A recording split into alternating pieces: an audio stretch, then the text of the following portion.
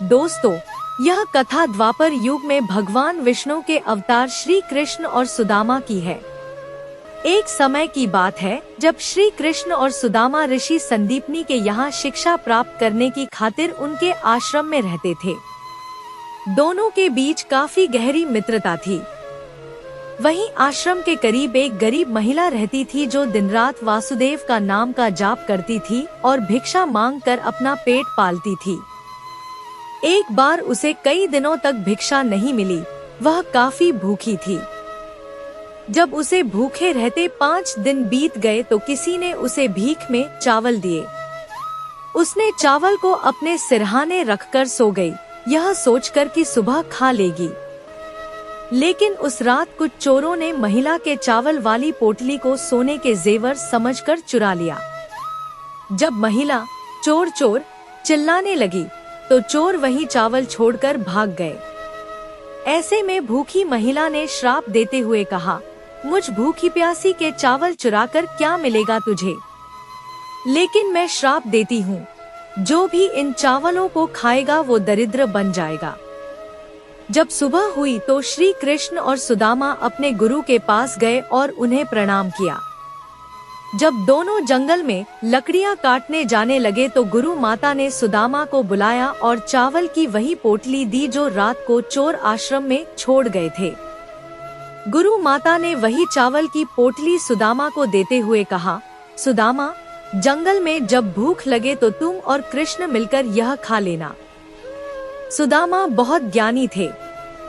गुरु माता को तो चावल से जुड़े श्राप के बारे में कोई जानकारी नहीं थी, लेकिन सुदामा को सब ज्ञात हो चुका था। इसीलिए सुदामा ने वह पोटली अपने पास छुपा ली। जब दोनों जंगल पहुँचे तब दोनों ने मिलकर लकड़ियां काट ली और जब वापस आश्रम लौटने लगे तो बारिश होने लगी। ऐसे में दोनों एक पेड़ के नीचे बैठ गए। इसी बीच दोनों को भूख लगी।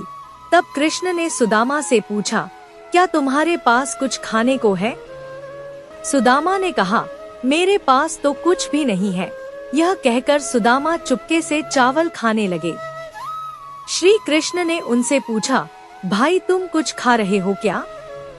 सुदामा ने झूठ बोला, नहीं, मेरे दांत कब से खुद ही कट रहे हैं।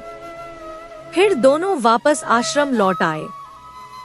जब दोनों की शिक्षा पूरी हो जाती है तो श्री कृष्ण द्वारिका के राजा बन जाते हैं और सुदामा बहुत गरीब रह जाते हैं।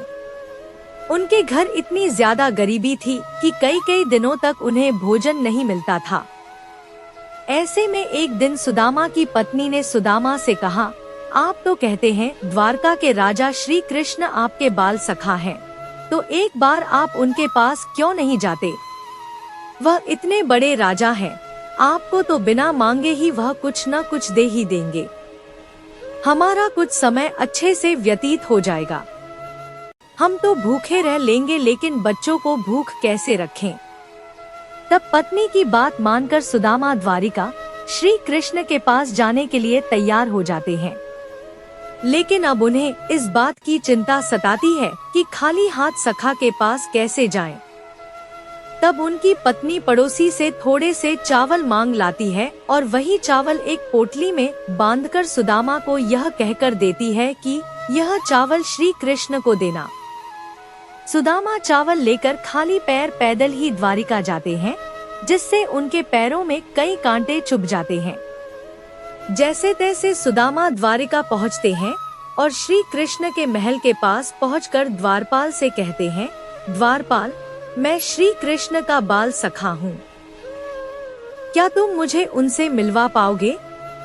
द्वारपाल ने श्री कृष्ण से जाकर कहा, महाराज, द्वार पर एक गरीब ब्राह्मण आया है। वह आपसे मिलने की हट कर रहा है। खुद को आपका बाल सखा और अपना नाम सुदामा बता रहा है। जैसे ही श्री कृष्ण सुदामा का नाम सुनते हैं, वह नंगे पांव दौड़े दौड़े द्वार पर आते हैं, लेकिन वहां सुदामा नहीं दिखते। तब सबसे पूछते पूछते दौड़े चले जाते हैं, जिसे देखकर वहां हर व्यक्ति हैरान रह जाता है। श्री कृष्ण जब दौड़ते हुए कुछ दूर जाते हैं, तब सुदामा उन्हें मिलते हैं। वह सुदामा को रथ में बिठाकर अपने महल ले जाते हैं और अपने सिंहासन पर बिठाकर उनके पैर धोते हैं। सुदामा की दशा देख श्री कृष्ण की आंखों से अश्रु की धारा बहने लगती है और अपने इन अश्रुओं से वह सुदामा के पैर धोते हैं और अपने वस्त्र से उनके पैर पोंछते हैं और पूछते हैं, मित्र सुदामा, तुम्हारी पत्नी ने मेरे लिए कुछ भेजा है क्या?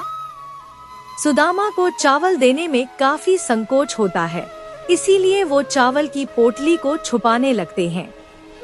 लेकिन श्री कृष्ण उनसे वो पोटली लेकर चावल खाने लगते हैं और कहते हैं, आज तक मैंने इतने स्वादिष्ट चावल नहीं खाए हैं।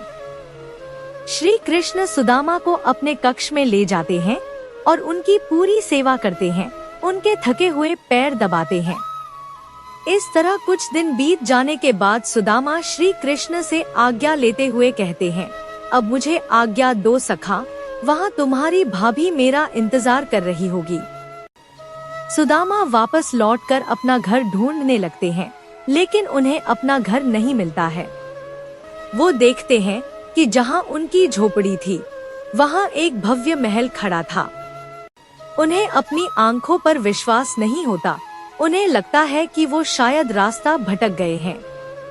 तभी उस महल से उनकी पत्नी अच्छे कपड़ों और ढेर सारे गहने पहने महारानी के समान निकलती है और कहती है, देखा स्वामी, मैंने आपसे कहा था ना कि श्री कृष्ण हमारे दुख दूर कर देंगे।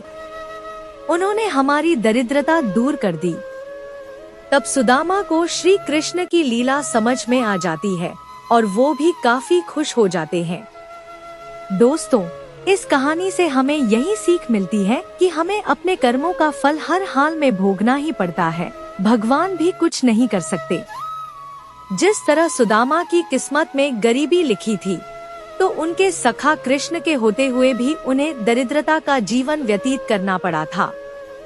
इसी तरह हम आम इंसानों को भी अपने कर्मों का फल मिलकर रहता है। इसीलिए हमें सदा अच्छे कर्म करना चाहिए। तो दोस्तों, ये थी हमारी आज की वीडियो।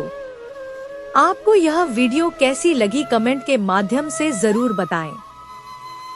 और अगर आपको हमारी वीडियो पसंद आई तो हमारे चैनल धर्मगुरु को सब्सक्राइब करें और वीडियो को लाइक अवश्य करें।